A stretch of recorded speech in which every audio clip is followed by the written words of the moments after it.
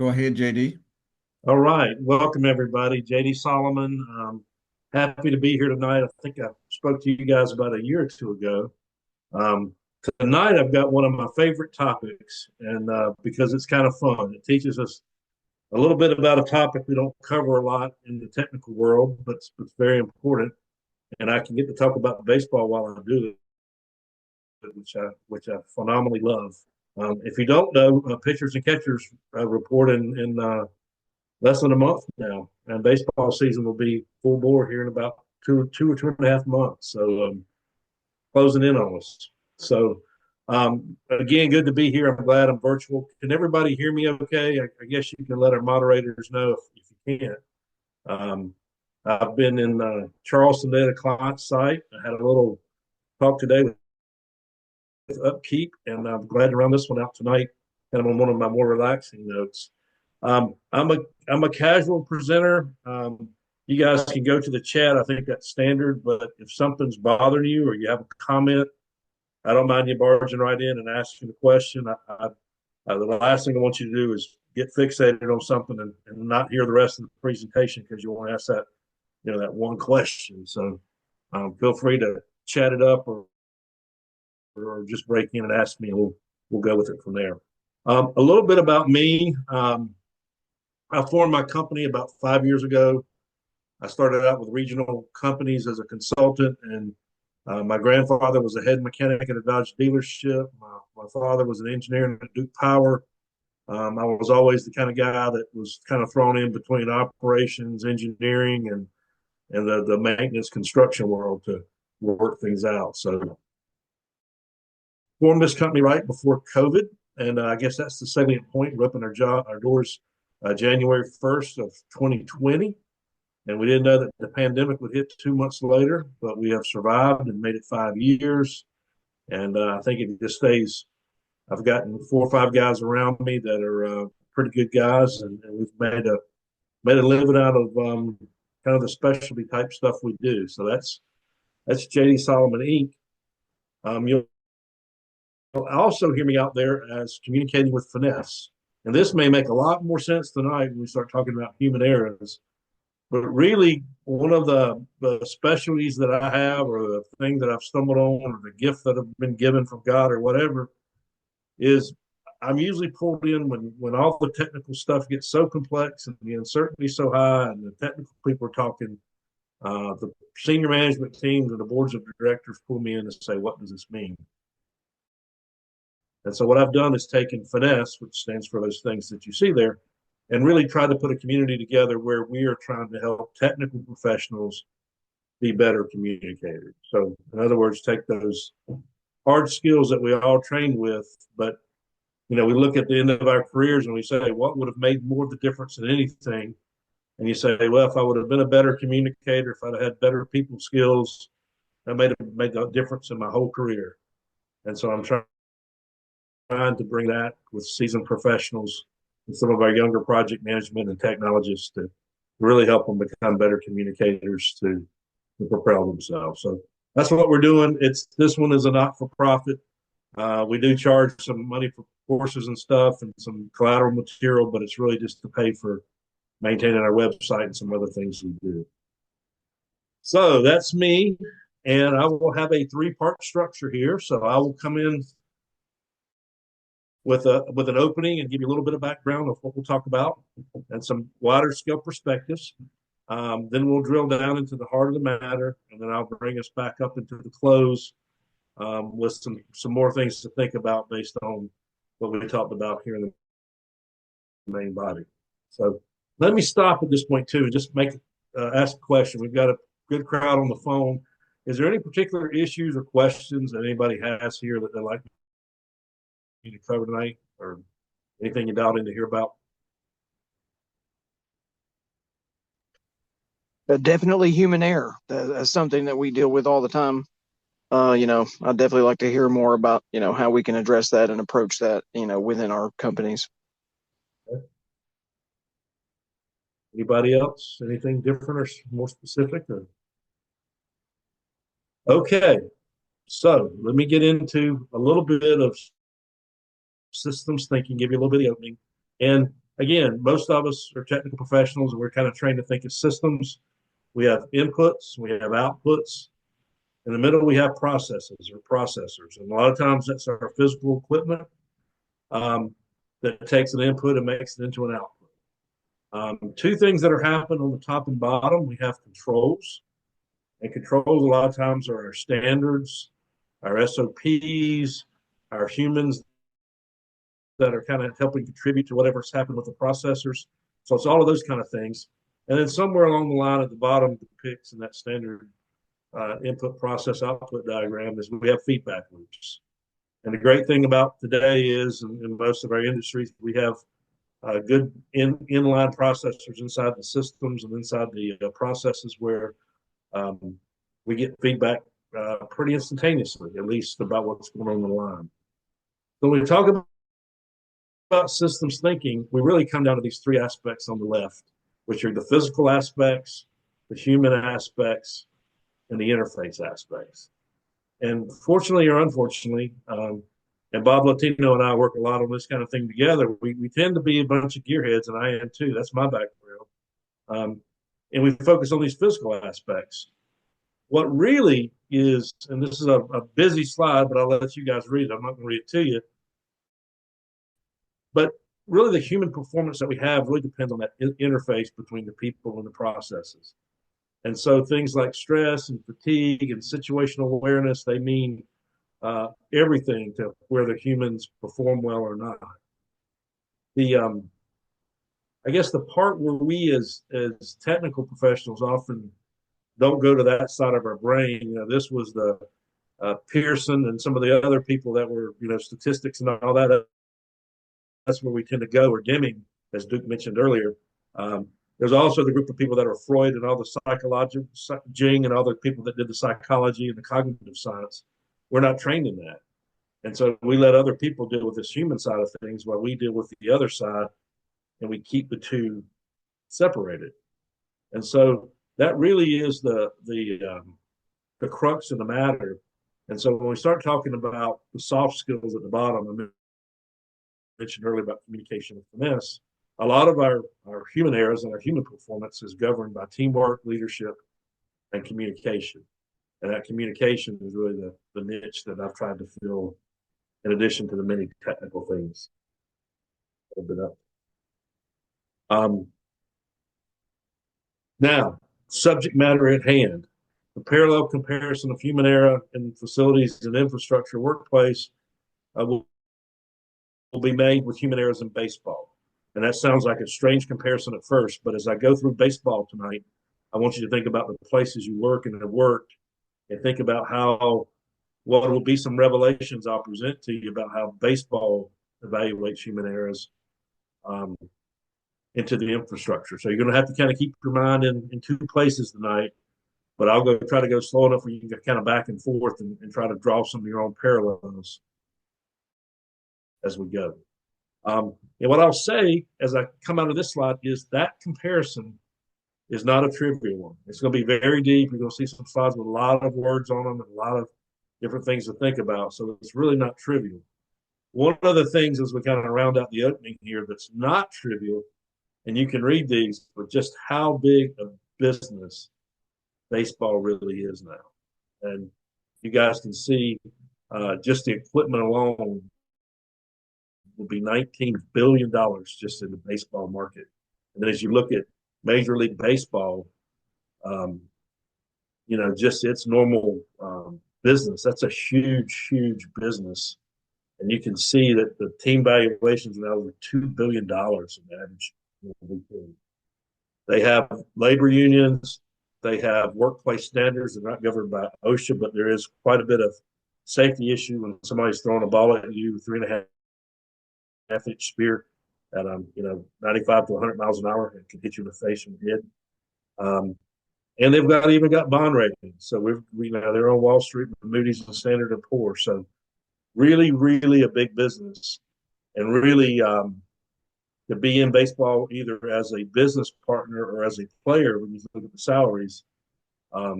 It's something that this era thing, human error, human performance, is a really big driver, whether you're in the game or not. So that's what I think keeps it from being a trivial comparison.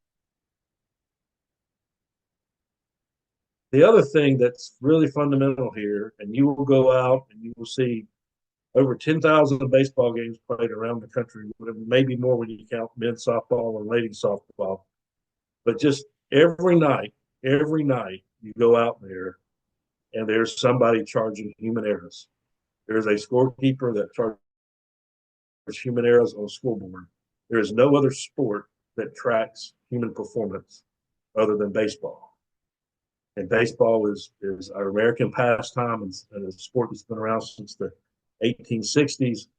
Um, but every night I tell people to remember that one thing when we talk about human errors in baseball, it is right in front of us. If you want a comparison of anything that you do at work with a sport or something you see every night, it's baseball, human errors.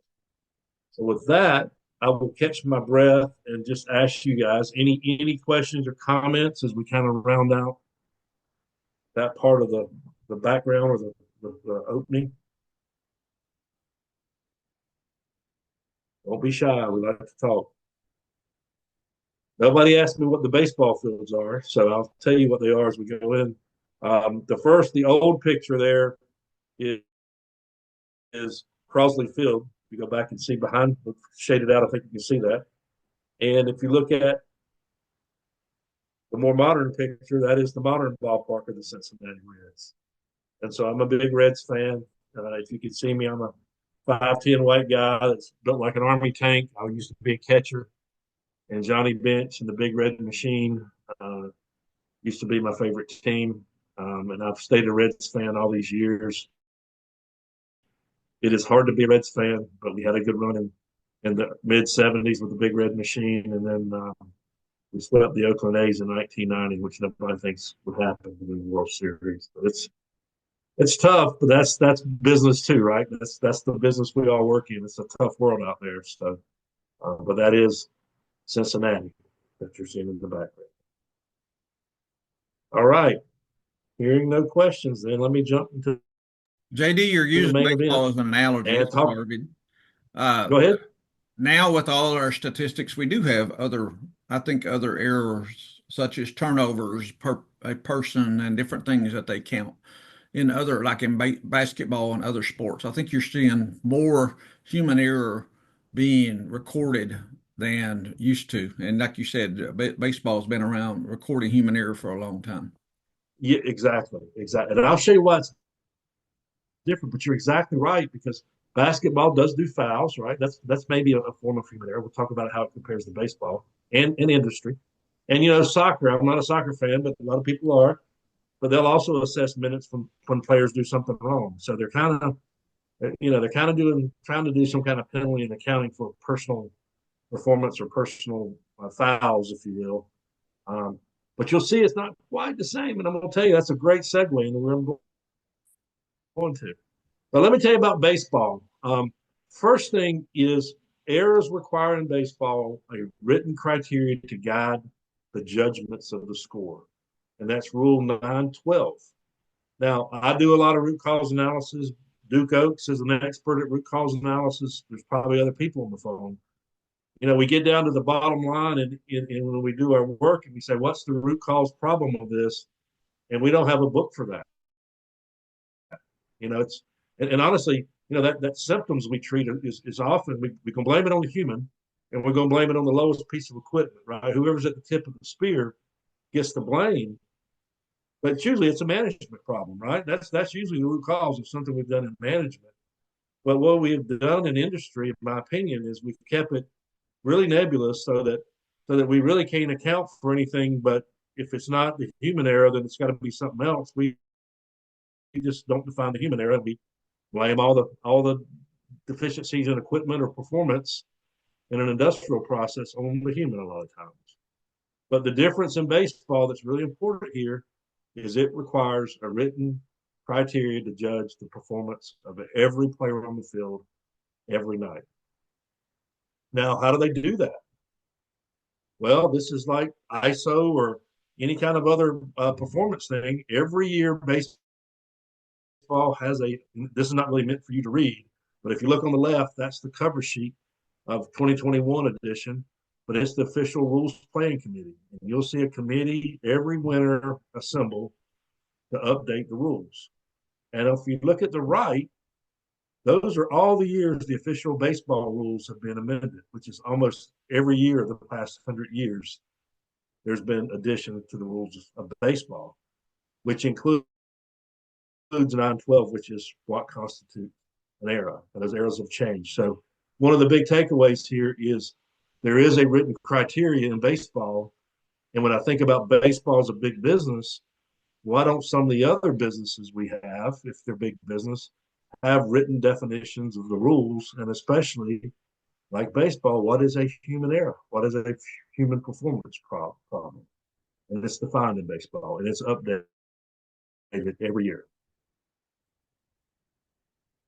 The other thing that's in baseball that I like is there's an official score.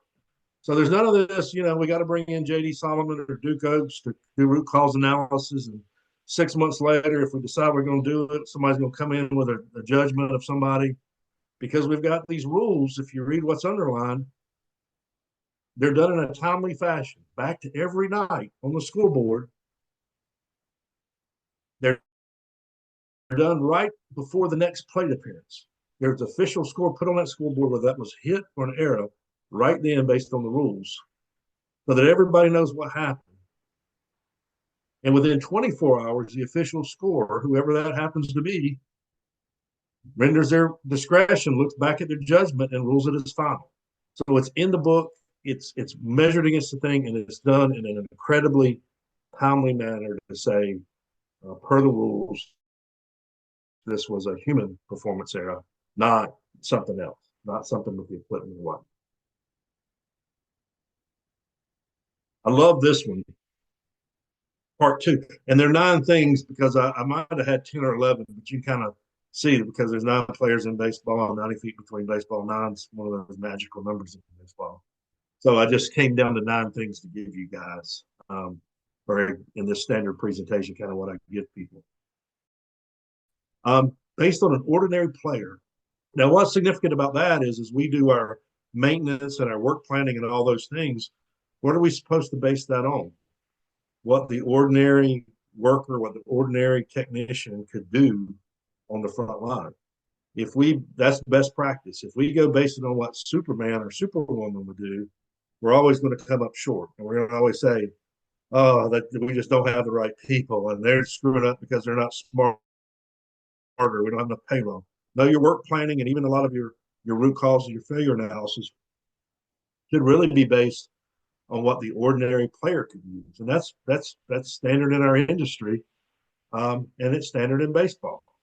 And again, there it is in part of Rule 912A. And sorry for all the busy stuff, but I like to do it. You'll see bold in the middle there. The fielder could have handled the ball with ordinary effort. If the player could have done that, the official court score there in the middle shall charge such a fielder with the error. However, if the fielder didn't, an ordinary player, ordinary effort couldn't have made it, then you don't get charged an error. So all errors are charged against what the scorer believes and what the traditional game believes is what the ordinary effort should be. And I'd argue with you in our industrial settings, it should be the same way. That's how we plan work. That's how we execute work. That's how we judge work at the end. And so to say that we had a human error or somebody failed because, a lot of times we do that when something bad happens is because they just didn't rise to the occasion. But the only occasion they need to rise to is the ordinary effort. And that's what baseball says, exactly what it says. Even to the point when you read that bottom 3 or 4 lines, a fielder at that position making ordinary effort should have fielded such ground ball and retired a runner.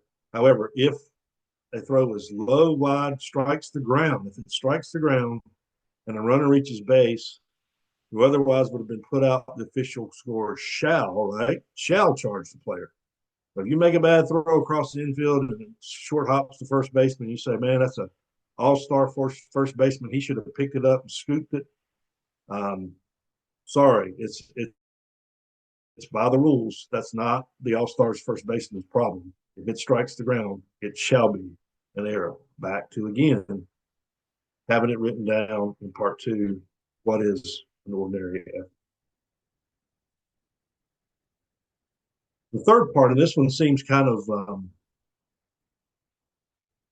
don't know, maybe counterintuitive or maybe not just obvious why we say this, but if a player gloves breaks or has a hole in it, or the ball comes unglued for some reason back in the old days, we don't charge errors to equipment. And some people will say, "Oh, we're going to charge an error to the equipment was what was there." That was the root cause. I was saying, no, we're talking about human performance and human errors. We don't blame things on equipment.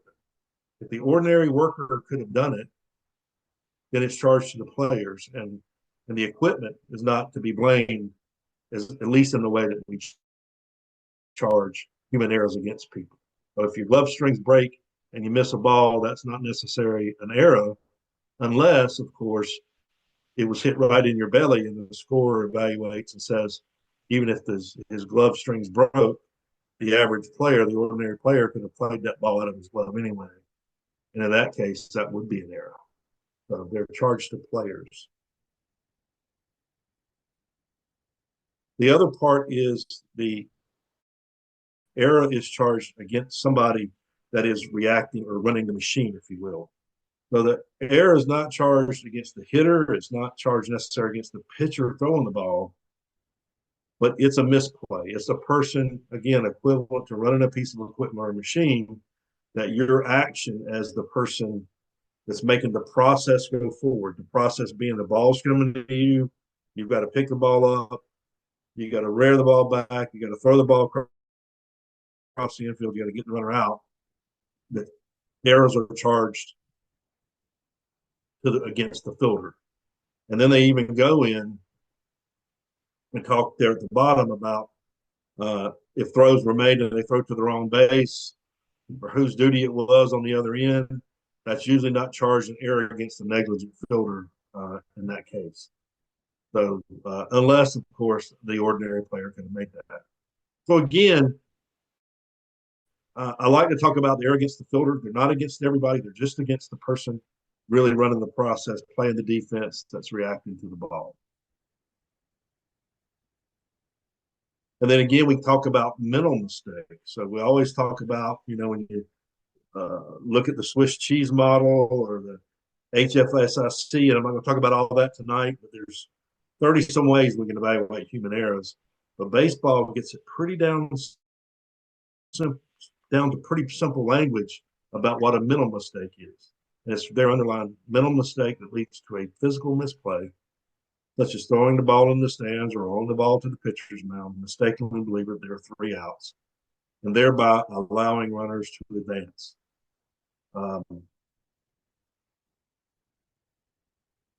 Shall not be considered a mental mistake for the purpose of the rule. So the salient point here is there are layers in here that talk about what a mental mistake is and what it's not.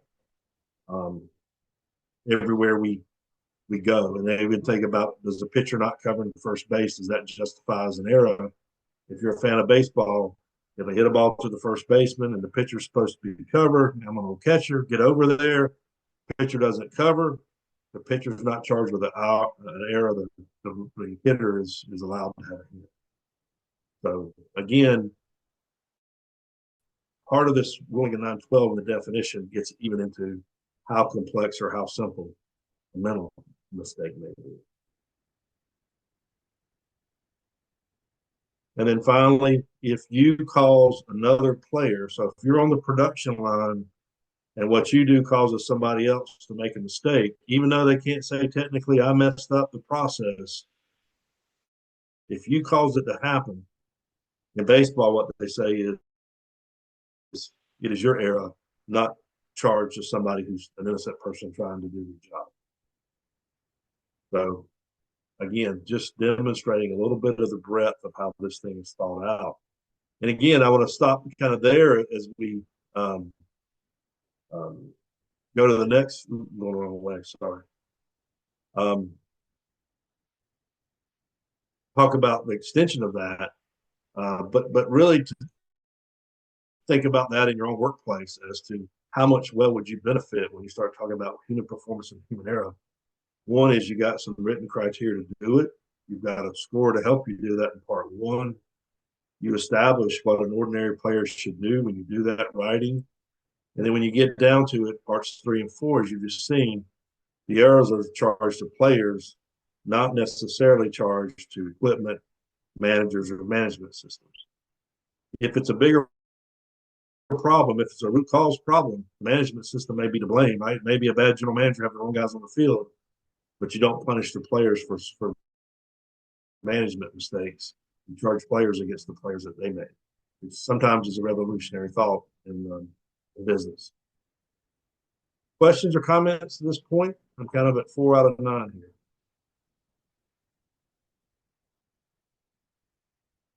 Okay.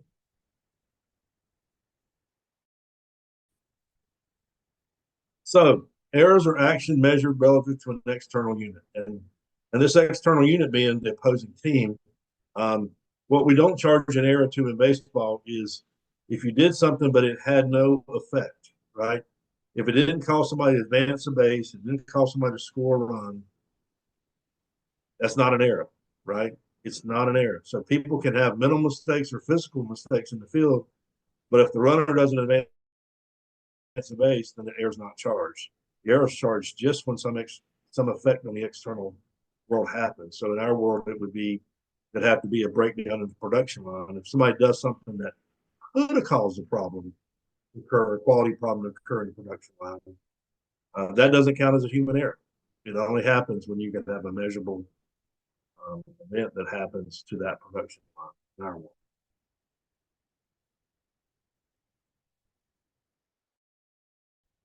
They do not include intentional violations. And intentional violations, meaning in our world, probably we let the production line run a little bit anyway to see if it would even out. We knew our quality or production rate would maybe not be as good as we intended, but we let it happen anyway. That's not necessarily in baseball would not be a human error or an error charged against the fielder. And I thought I had a slide on that, but I probably don't. This is like if you intentionally let a fly ball drop on the field, hoping to trick a runner to go on to the next base. Or on an infield fly where we let a ball fall to the ground or something. Those are kind of intentional things that sometimes we do as part of a strategy of a baseball game. But those aren't charged as errors either. Again, up to the judgment of the official score. So that's at that level. A very big thing, errors are part of the game. And I think this is great, and this is something I'll talk about later in part 3 of what we talk about, because baseball has charted errors for so long. Just because you make a human error doesn't mean that you're cut from the team or docked pay or whatnot. Now, you may make enough, and your manager may say, you've cost me too much victories or runs or games, and you have to sit down, just like we do in our own business. But every time somebody makes an error, we don't say, oh, it's time for you to go get some training. We need to reform you right now. Really in our worlds, industrial worlds, we really demean a lot of people that way. People are going to make mistakes. People are going to have performance problems. And I love baseball this way because what happens in baseball is it's just part of the game, right? We track errors. Somebody mentioned earlier about statistics every year. We track how many errors different positions make and the players make. And it's really interesting, but if they do other things well, we don't send them off to the error school, or we don't discipline them for errors or sit them down on the bench because they made errors. And that's completely opposite. It's not part of our industrial game like it is our baseball game. And I think baseball is better off in a better sport or a better business because of it. Errors also adjust the measured performance of other players. And what I mean by that is if a player makes an error, it doesn't count against the pitcher's earned run average. If a player makes an error, the batter doesn't get the benefit of having a hit and have his batting average higher, so his performance looks better. If somebody makes an error, that's deducted as an error, and the batter doesn't get credit for a hit. the same as a pitcher doesn't get penalized for that fielder doing something that cost him a positive thing in his stats with his earned run average or whatnot. That's counter to what we see in a lot of our other industrial business applications, is we see that performance of one player getting blamed on another. Or if I may benefit from it, some guy does something good and I benefit from it, somebody does something bad and I may suffer for it, but because we score errors as we go and we adjust other players' performance, pitchers and hitters' performance for it, then basically we have as fair of a level playing field as we could have. And then 9, as I get to the end, and man, we're seeing that in everything, business now, sports, the whole world, is errors or metrics used in statistical analysis. And that's about the size of it. We start looking at, go back to that systems thinking that we talked about before. We're really sitting down now thinking about as a system, if we're making errors, then maybe our process isn't right. Remember inputs and process and outputs, and then that human part of the controls. Well, guess what? If humans are making errors on a regular basis, the statistics will catch that, and it tells us we're not in statistical process control, so it's time to go back and make the adjustments. And I do think we do that a lot in industry and business. But I also think that we scoop up punishment with that way too much and don't look at that as in the context of true systems thinking a lot of times and say these human errors may be being caused not because of bad humans, not because of ordinary humans again, but because of our processes of this system.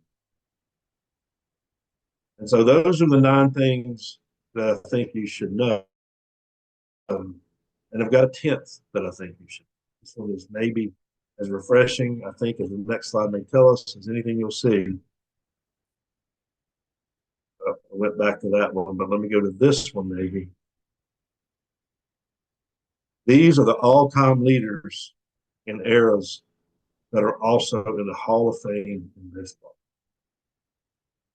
Deacon White, you can read about Deacon, turn of the century. He had over 1,000 errors.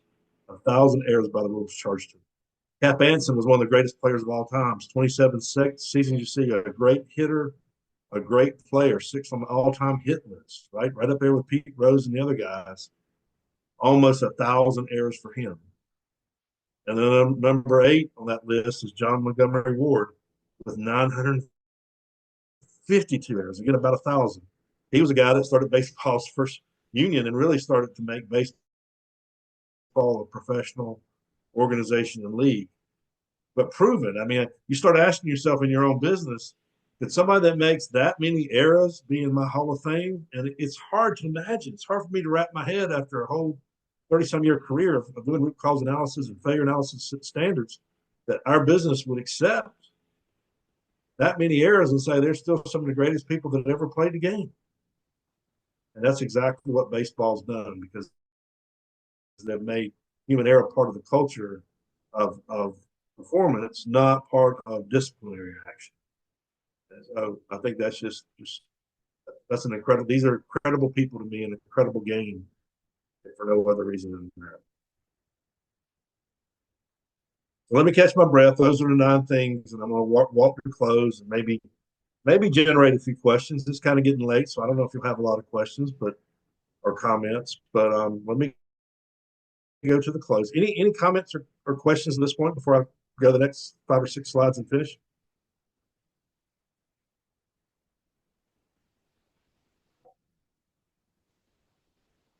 Okay. So I started out by saying in the very beginning, the parallel comparison of human error in facilities and infrastructure, workplace will be made with human errors in baseball. And hopefully you've seen that I've done that. And hopefully you'll appreciate that comparison is not a trivial one. We project what baseball does in its pursuit of human error and the level of detail it's gone through and the way it attacks human error and evaluates it. We don't really appreciate really how great the game of baseball is. It evaluates how human.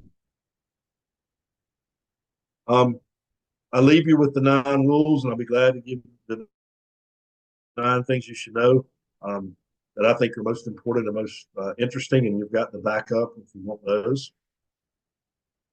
But I want to think about it a little bit. Um, if we did more of this kind of thing in our normal businesses, um, assigning errors could promote ownership of mistakes and encourage individuals to improve their performance. In other words, we think about the negative side, but baseball, I hope I've shown you, actually has taken the accounting of human errors and just made it part of the way we score things, and really part of how the game is measured and how people get better, not so much of that. Again, we talked about a human error log that could parallel baseball's fielding stats. That gives you insights into both your systems at work, but into performance trends. Again, 3 would be more the systemic issues, so that you'd have better training if you needed to in systems. I think it comes down to system design more than I do training, because again, all of this should be based on what the ordinary player or the ordinary worker could do. Now, again, tracking errors as part of the game, so to speak, could change negative and accusatory thinking related to human errors on the job, or it could make it worse. It's pretty bad right now, to be honest with you. When I go out and see things, and I'd be interested to hear Duke have a comment. I just think we kick our humans way too much. And I'm a tough guy, guys, and I believe in raising the bar and hiring great people. And I'll terminate you if you make too many, cost us too much money. But I really do think in my soul we've got to get people in the right positions and measure them against what ordinary performance should be. So I really think we kick people too hard now when we probably should. Those are a few things to think about as we go to kind of further discussion and Q&A, and then some challenges and opportunities. In most industries, we don't do this. I don't know of very few that do. So really, to do what baseball's done, you're looking at over 100 years of working on the definitions of errors and scoring and making it part of the statistics and the culture of the game. So, do we have time to do that? I think we could if we started, and if we kind of took a different way of looking at human performance. The culture of fear, balance with growth and learning. I think those are both challenges and opportunity. But then I go to where I was in the very beginning, at the third bullet. Baseball's a workplace. It's a big business. It's a workplace.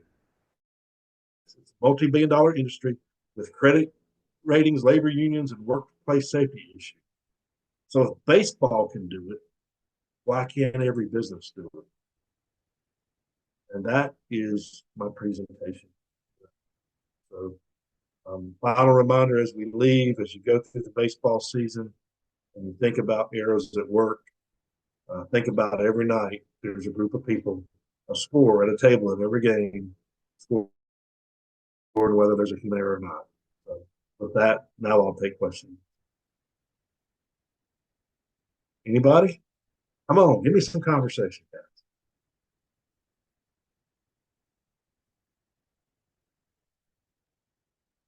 We got a comment in chat. You want me to read it to you? I'm trying to. Oh, now I'm getting into it. Either fielding errors or operator errors. The organization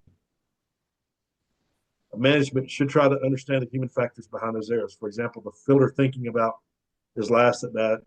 Was the operator distracted from performing? Yeah, but again, I think you could do. I mean, I think that's good. That culture of thinking about the performance factors in people's minds, either from home or other things at work. I think it's certain. I mean, I think that's part of the standards you'd have to develop. Clearly, baseball doesn't do that. Baseball doesn't care if you have a fight with your girlfriend or you get struck out. If you go back out to shortstop and you muff a ground ball, you just muff the ground ball that an ordinary shortstop would make. But again, that's defined in Rule 912 in professional baseball. So you would have to think about how to define that standard. Good question.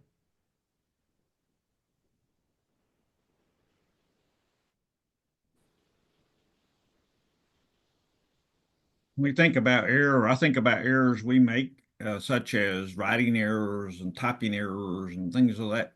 We sort of get immune to it and sort of just ignore it or let the computer to correct it for us or use the analogy, the statement that, if you can't spell something three ways, then you don't understand, you can't spell it, can't read it anyway, something like that. Yep. We ignore Yep. errors a lot of times in our systems and just joke about them. Well, what's great about that, think about this from baseball's perspective. I think that's a great point. If you make that error, but you're using Grammarly or your spell checking word catches it and it never gets to the external customer, so to speak, it's not an error. It's only an error if there's no checking done to it and it escapes and does some kind of damage to the other side, right? So it could be fascinating. I think we do get immune to it because we catch a lot of them. But if it were baseball, they would say, well, if you still threw the ball over there and made the play, no harm, no foul, no error. But if you cause some harm, then it's an error. So again, it's a great analogy. That's wonderful.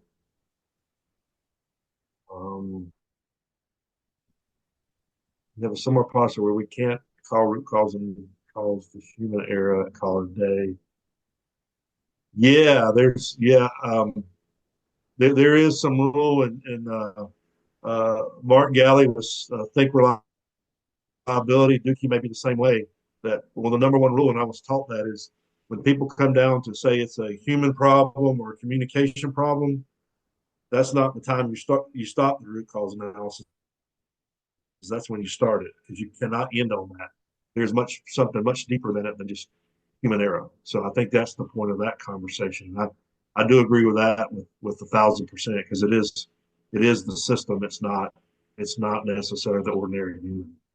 Yeah, human error to me is just like a machine error or something. It's a physical cause. There's a reason that human made that error, and so that's where I think Deming's philosophy was so useful.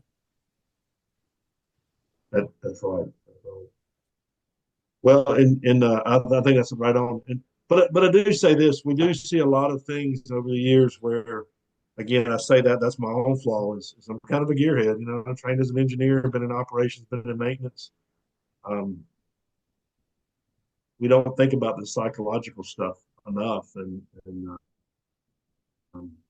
the human parts of this thing. So I think that anytime I do these talks, it's really to help bring you guys and to help. And I'm not saying everybody, but there's a lot of people that really do focus on the mechanical side of things, so to speak, and not the human side. So to have a real good system, I think we would all agree you've got to have the human, the physical, and the interfaces working well together. Systems. Well, guys, I know this was a little unusual. Duke and I talked about in the beginning, and I had several technical, and kind of this was a softer, funner topic. I hope for the second presentation on a Thursday night that this was entertaining and different enough, and not just another technical one. We tried to, but if you'll have me back, I'll do something else technical, or I'll do something else on soft skills. So with that, I really appreciate y'all having me.